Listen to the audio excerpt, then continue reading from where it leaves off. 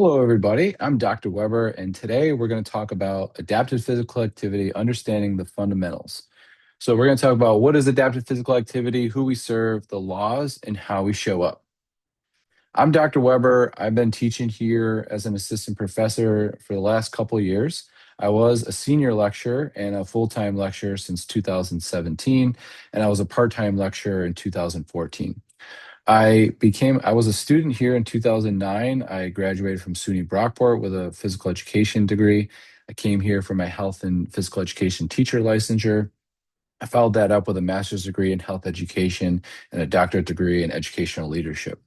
In 2020, I earned the Adaptive Physical Educator of the Year award at the collegiate level. I am also part of the North Carolina Adaptive PE Council, and we advise adaptive physical educators and general PE teachers in the state. I also have led over 30 presentations at NC Shape and state conventions in the topics of physical education, fitness, personal training, and adaptive physical activity. I have 4 published articles, working on 2 more right now, 3 major grants, and I've been a part of I Can Do It since 2010. So this video here, I would like every person in the class to watch, and this will go over our program here on campus. This is Sue Combs. She was here 30 years before I got here, and she was the one that was responsible for my hire and giving me the mentorship in the program to be um, for a very high quality program. This is Ann Hughes. This is also one of my mentors. She was the adaptive PE teacher here in the county for over 20 years and has worked with thousands and thousands of people here on campus with me. And I've learned most of my adapted aquatics information from her. I teach a lab in the gymnasium as well as a lab in the pool. And just looking here off to the side, you can see some of my videos will come up if you just write adapted physical activity into YouTube. So writing adaptive physical activity, you're going to get straight into my videos probably. And this is a great resource for any general PE teacher in the field. Let's see what we got. Shorts should come right up. And here's our gym. This is our gym. Lots of different activities, okay? If you go to Dr. Jordan Weber, you'll see my YouTube page, and it will have a bunch of adaptive physical activity, fitness videos, and the like. So if you want more information, check out my Weber Method app. This will take you through any type of personal training or performance training. And also make sure you watch the I Can Do It video before you move on the next slide. Student learning outcomes for Module 1. We're going to hit outcome 1, 2, and 6. 1 is going to be about learning about affective, psychomotor, and cognitive domains as it relates to the different disabilities. Outcome 2 is about the law, Section 504, ADA, IDEA, IEPs, LREs. We're going to talk all about that in this module. And then outcome 6 is about behavior. So how to use the right language and the right process in order to have the best behavior. Voices in the field that I get a lot of my information from. So Cheryl and Block on the bottom right and the top left are a lot of the resources and books I get. Top right is a test that we'll be utilizing in class at TGMD. And Lauren Lieberman, I learned underneath of at SUNY Brockport, and I was actually a colleague or a peer of Justin Heigl. He's one of the most renowned researchers in the field of adapted physical activity. So these are some voices in the field that we'll be utilizing this semester. Voices of students with disabilities tend to be pretty negative as it relates to their experiences in general PE. Adaptive PE might be a little bit different, but typically when people that have a disability go to general PE, they usually have a negative experience. So my job is to prepare future physical educators, personal trainers, physical therapists, special educators to be the best at adapting and modifying physical activities for their students and clients. but also to give them the best experience possible, because we know that people with disabilities typically have a negative experience because they're looked at as a liability. They're looked at as marginalized. They are, um, as seen here, my freshman year, I had to take 1 year PE in order to graduate, and I pretty much showed up for the first day, and the instructor told me to leave because I was a liability. I can't run well. I couldn't do volleyball well. They got embarrassed. Okay. So a lot of times students with disabilities will have a negative experience in PE. And our job as physical educators is really to make the best possible experience. And we use an approach called UDL. And we'll talk about that in a little bit. So, what led to the adaptive PE movement was the Civil Rights Act in 1973, where we had Section 504 passed, where federal mandates made it so that people with disabilities couldn't be excluded from federally funded programs. 1975, we had the IDEA, Individuals with Disabilities Education Act, mandated FAPE, which is free and appropriate physical education. And it named PE as the only required direct service. So it's a direct service that's outside of the scope of their typical day-to-day program, where they have an adapted PE teacher that will help them and implement programming specific to them alongside of their general PE teacher and special educator. So this is where we create an IEP program. ADA, this is employment, public spaces, community recreation. Every gym and pool must be modified to accept people with physical impairments, so like elevators, ramps, that type of thing. 97 and 2004, IDA was EA is reauthorized, strengthen IEP, individualized education programs. LRE, the specialist role. So it allowed for IEPs and LREs to exist. And we'll talk extensively about LREs in a little bit, as well as IEPs. ESSA, continued inclusion, protections, and physical education access. And so that's kind of where we are today. What is adaptive physical activity? So, a specially designed movement experience in all settings, at all ages. So, it's like an umbrella. So, K through 12, PE, adaptive PE would be in there. Adaptive fitness, like Access Fit. Physical therapy is also considered adaptive physical activity because you're working with people that have, whether it's short-term disability or long-term disability, you're working on adaptive physical activities and fitness. Adapted aquatics, it can be therapeutic or recreational. We have adapted sport, which can be Paralympic, Special Olympic, even unified sport, so people with and without disabilities on the same team. And we have higher education and research in the field of adapted physical activity, which we'll be doing in this class is learning about APAC and Palestra, the journals that are responsible for most of adapted physical activity research. The 13 IDEA disability categories, Individuals with Disabilities Education Act, recognizes 13 types of categories that allow people with these disabilities to earn services under the law. And so if you have one of these 13, you don't automatically get adapted PE. And that is important to note, because if you have intellectual disability, but it doesn't impair your ability to physically perform, then you do not need specialized services unless it is an assistance, mentor, or visual. And that can be done by a general PE teacher. An adaptive physical educator will see individuals with more severe or moderate disabilities in one-on-one settings, small group settings with just people with disabilities, or in a general PE setting where they will work on specific goals for specific students. And this all depends on the student's least restrictive environment and how that was chosen based on their goals. And we'll talk a little bit about that in a little bit. So we have autism spectrum disorder. Autism spectrum disorder is classified as a communication and social interaction differences. It's a wide ability range, so we may have mild, moderate, or severe individuals with autism spectrum disorder. And same thing for all these disabilities. You could have mild, moderate, or severe forms of any type of disability. So I would expect a long range as it relates to disability. When it comes to autism, that's mainly going to affect the affect, so the affective domain of learning, where something like intellectual disability is going to affect the cognitive domain of learning.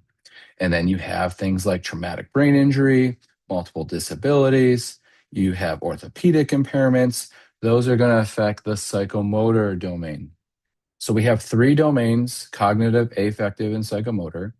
And those three domains have three major classifications of disability. So the affective or the affective communication barrier, those types of disabilities is typically going to be the autism spectrum disorder. The intellectual, the idea of remembering, criticizing, evaluating, those higher level thinking skills, those are all cognitive based goals or cognitive skills. And then you have psychomotor, right? The ability to push, pull, hinge, squat, push ups, swimming laps, skipping, hopping, jumping, swinging a bat. Those are all psychomotor skills or objectives that we actually focus more on in physical education. But we do have to look at cognitive and affective. So we'll talk about a lot of these disabilities as it relates to their modifications in a later unit, but you should click on each of these to get to know the different types and how they're classified. So you should know the difference between a traumatic brain injury and something like deaf blindness or emotional disturbances, orthopedic impairments, stuff like that. So the most common disabilities in the field, you're going to see intellectual disability, autism spectrum disorder, and cerebral palsy as the three top. And then you might see some individuals with visual impairment, spina bifida, and maybe some more with ADHD. ADHD is pretty common. Intellectual disability is going to be the most common, and autism spectrum disorder is going to be right up there. There's going to be some people with cerebral palsy, which is going to affect their psychomotor skills and physical ability. And then visual impairments, that's going to be pretty minor as it relates to how many people you might interact with. And so for these individuals, you'll have to think about where they are in space, sounds and communication, making sure they don't get hit with a ball or projectile.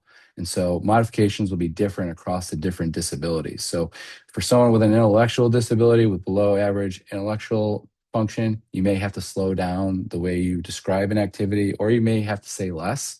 Someone with autism spectrum disorder who has sensory processing differences, same thing, say less, show visuals, give them a visual chart, show them what they're going to do, how long they're going to do it for, and what they're going to do next so they don't get anxious for the next activity. And for people with cerebral palsy, you might have to look for their physical therapist's notes or suggestions on what they can and cannot do.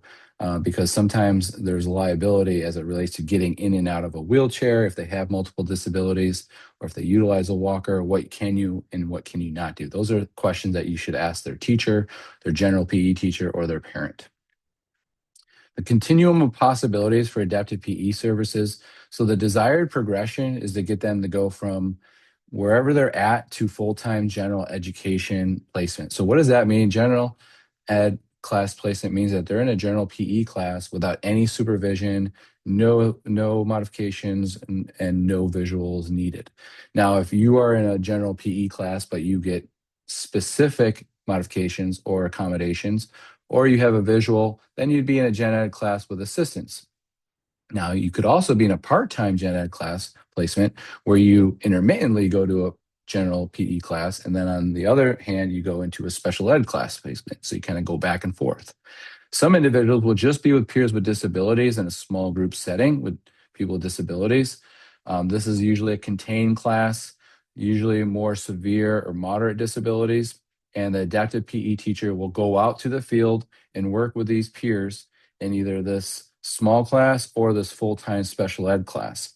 There's also part-time individual class placements and full-time individual class placements. And 1, 2, 3, and 4, these 4 right here are definitely going to need an adaptive PE teacher to help with the planning.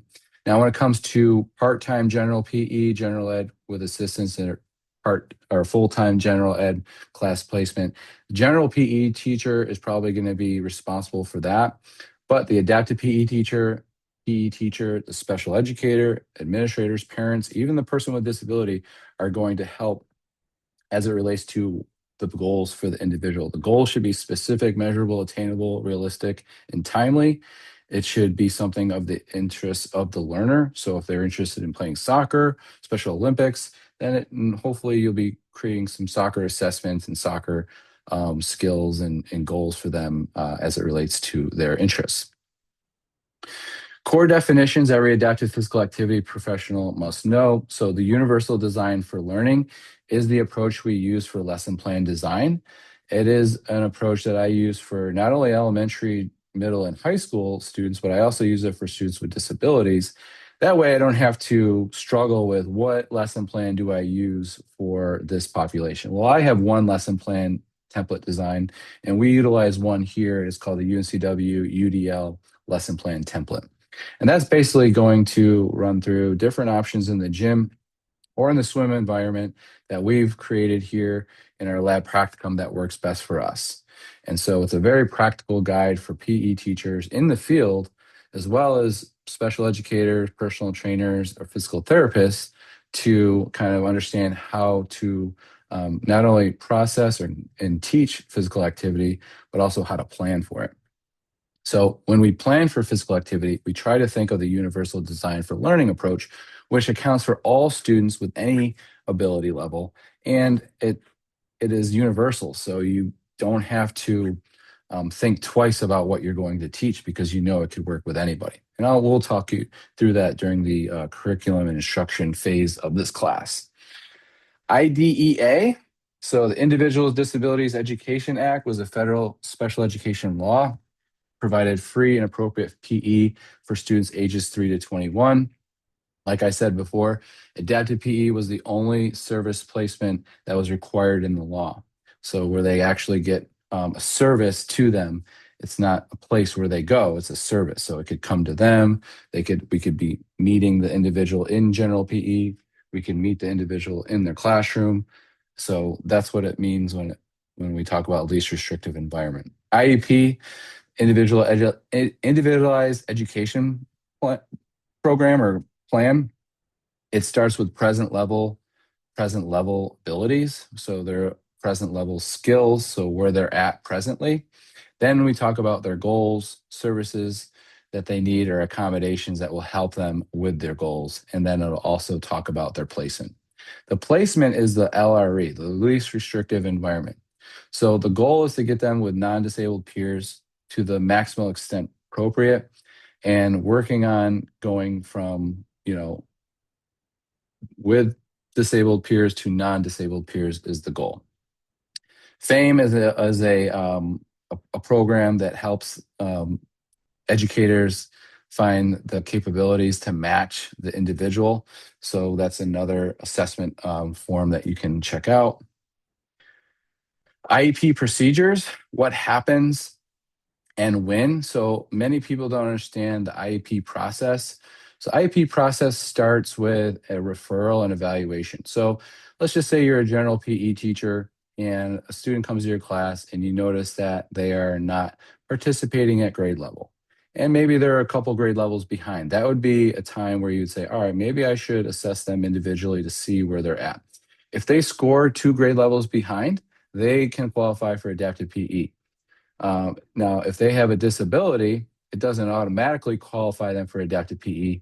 The adaptive PE teacher first has to perform a referral and evaluation. Now, the referral could come from the parent, special educator, and another person, but the physical educator or adaptive PE teacher has to perform the assessment. It has to be within 60 days of the parental consent, and the TGMD, the Brockport are both 2 great assessments that educators can utilize to see where the student's at. The TGMD is going to look at object control and locomotor skills. The Brockport is going to be more fitness-based and range of motion. Eligibility, so it's never by their diagnosis. So just because you have an intellectual disability doesn't mean that you are going to get adaptive PE. It's basically based on your functional PE performance and how it's below age expectations. If it's not below age expectations, why would we prescribe you something that you don't need? IEP development, so the present level annual PE goal services placement, the specialist writes the PE section. So the IEP development is started with the parent, the student, the special educator, sometimes a physical therapist or occupational therapist. Sometimes it's a speech therapist is involved.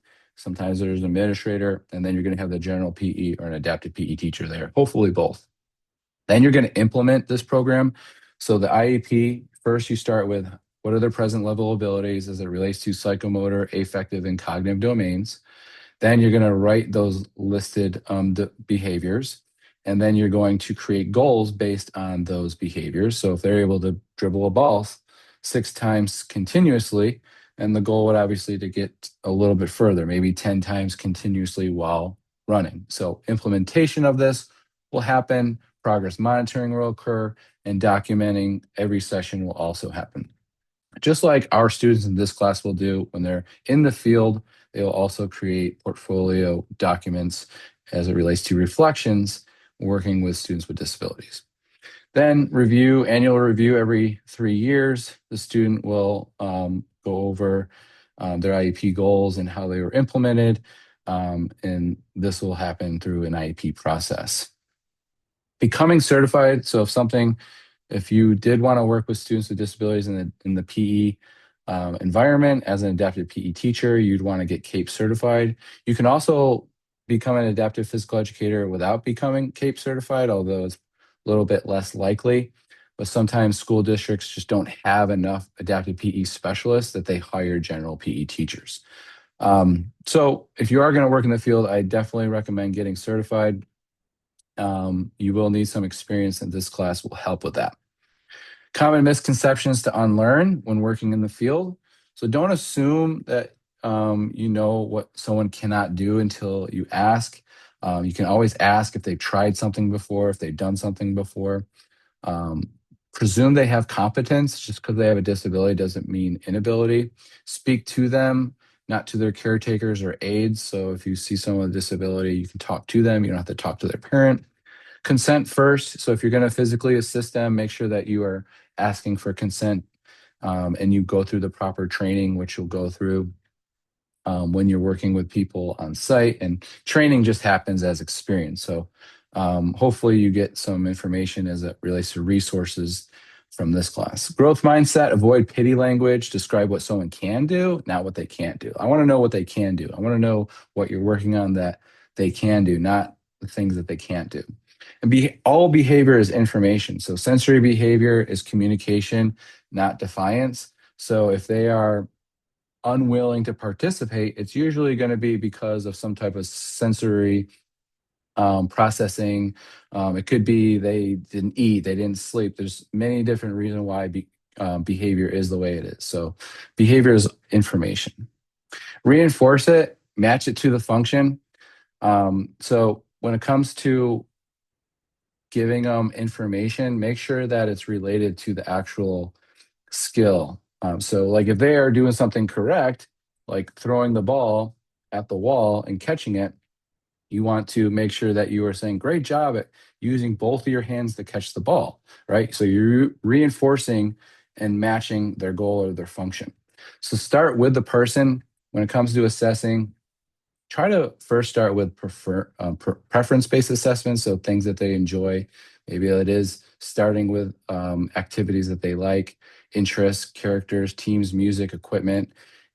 Sometimes a reinforcer that a mentor picks may fail if they don't look at things like their interests. Name the behavior. So behavior-specific praise, like we said, you stepped with the opposite foot rather than just good job. So telling them exactly what they're doing right. Function comes first.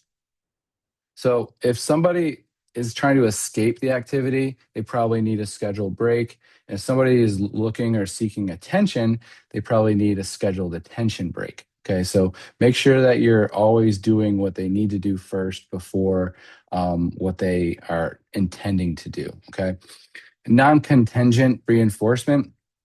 So non-contingent reinforcement comes from ABA therapy.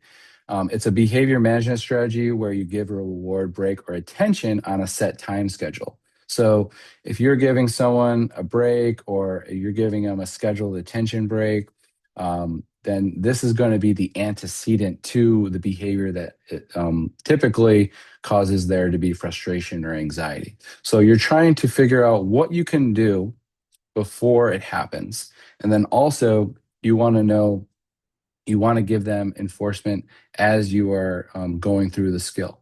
So you provide this item or praise no matter what the person is doing at the exact moment. So if you are giving someone a reward or a break, you're always trying to give them as much positive feedback as possible. So whether they're doing it right or wrong, you just want to keep giving them reinforcement, is what non-contingent reinforcement means. Token systems, a visible earned marker, exchange for something agreed in advance and honored exactly. So a token system could be, hey, if we play 3 minutes of red light, green light, you'll get 10 tokens. If you get 20 total tokens today, you'll get this prize. If you get 30 total tokens today, you'll get this prize. So a token system is when you use activities as rewards. And so if they perform an activity, they get a token, and then there's a token board and all the activities that they enjoy, or maybe their actual materials that they can earn, just like if you're going to the arcade. Premac last. So the Premac principle first on this. We want to use this last. We don't want to use this first. So the Premac principle means that first this, then that. So first we're going to go ride this bike, then we're going to do what you want to do. So typically, if students are not doing what you ask, you want to try one, giving them positive reinforcement, two, non-contingent reinforcement, three, something like a token system, or use Premac. Premac is like kind of what you'll use lastly.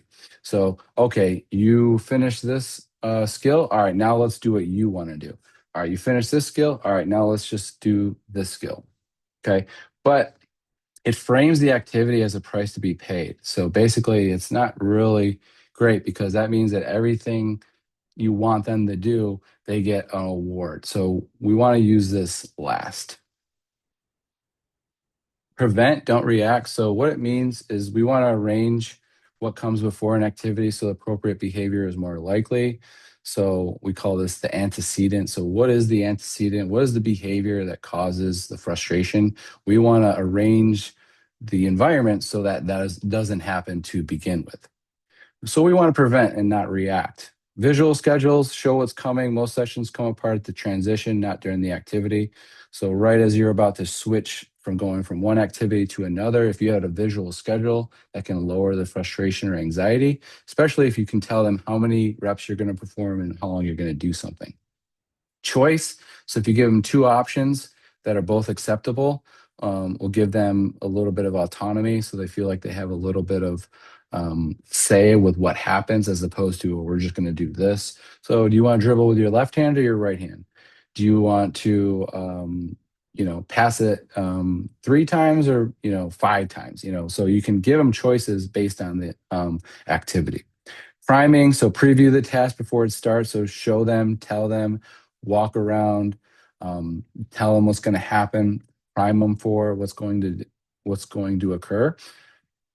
Proactive safety cues. So deliver the safety cue before it's too late. So two hands on the bat before you turn instead of just like one. If they have one hand on the bat and you didn't tell them, put two hands on the bat, and then it's not a proactive safety cue. Task modification. If it's too hard, too long, too loud, too crowded, change the task before the behavior tells you to. So always, if there's a better way or a better solution, an easier way, then go for it. That's called a task modification. Speak their language. So if they use specific language, it's okay. Um, if they like to talk about SpongeBob, that's fine. Add SpongeBob to your language. Motivational cues. Okay, always try to give them some type of encouragement or positive praise. Amp them up, get them going. If you're going to give them an analogy, keep it simple. Try not to give them analogies that only make sense to you and your friends. Try to make it, fit their understanding. One cue per repetition. So if you're giving someone cues, make sure you're not over cueing. Match the type to the person. So some need demonstration, some need the word, some need a hand on the elbow with consent. So whether you're giving them a visual cue, a physical cue, a nonverbal cue, match it to what they what perform best with, right? So if somebody doesn't like you to talk to them a lot, or if you're over talking or over communicating, then they're not going to be performing at their best. It's 10 cue types you can get to know: verbal, nonverbal, visual, demonstration, mirroring, tactile, external, safety, motivational. Lots of different ways you can get students to perform the skill or activity based on your understanding of different cues. So what's a present level look like? So present levels are in the IEP. Present levels are typically going to be skills or activities that individuals can perform. So for example, we have two, from one in the gym, one in the pool. So Kevin can hold his breath underwater unsupported without floating device for 6 seconds with a physical demonstration. I demonstrated first, and the visual prompting was from the lesson plan visual. The next functional step is to perform this while flutter kicking with his head underwater while propelling through the water for 3 body lengths. So first, the present level is going to have what they currently can do based on the information I gave them, followed by what eventually I would like them to do, their functional goal. So what they can do and what you eventually would like them to be able to do. So those are two examples of what a present level ability looks like as it is written in an IEP. When we're using language, we want to make sure that we're using positive language. So making sure that we're talking about what they can do as it related to communication, and not using our opinions or emotions when we're talking about what they can't do. So try to be overly communicative when it comes to what they can do, but also try to shine it in a positive light. For example, instead of saying Kyle was unmotivated to participate and was not engaged, you could say Kyle communicated that he was not feeling well to perform today, and this lowered his engagement. So what is this, affective or cognitive? This would be affective. So these are affective present level performances. So Kyle communicated that he was not feeling well to perform today, and he lowered his total engagement. So um, you have cognitive, affective, psychomotor, listening, communicating, encouraging, motivating, leading. These are all affective forms of communication. So these are all affective learning abilities. Now, what you should start reading and watching, you can click through IDEA, ADA, Section 504, some of the laws and standards as it relates to the practice, if you want to get caught up on that. And then definitely watch the I Can Do It, You Can Do It video. Check out the UNCW Gym and Swim Lab videos if you want to see what it looks like in practice. We also have visuals you can check out before you get out into the field. And hopefully these resources will kind of open you up to what this class is all about and what adaptive physical activity is. So hopefully you got to know a little bit about what adaptive physical activity is. Today we talked about the laws. We talked about the different affective, cognitive, and psychomotor domains. And then we also talked about some of the ABA and behavioral aspects of working with people with disabilities and making sure that we use their language when we talk to them. So I'm Dr. Weber. Hopefully you enjoyed this session today. Look forward to reaching out to you in lecture 2. And as always, email me if you have any questions. I look forward to seeing you all online. All right, thanks a lot.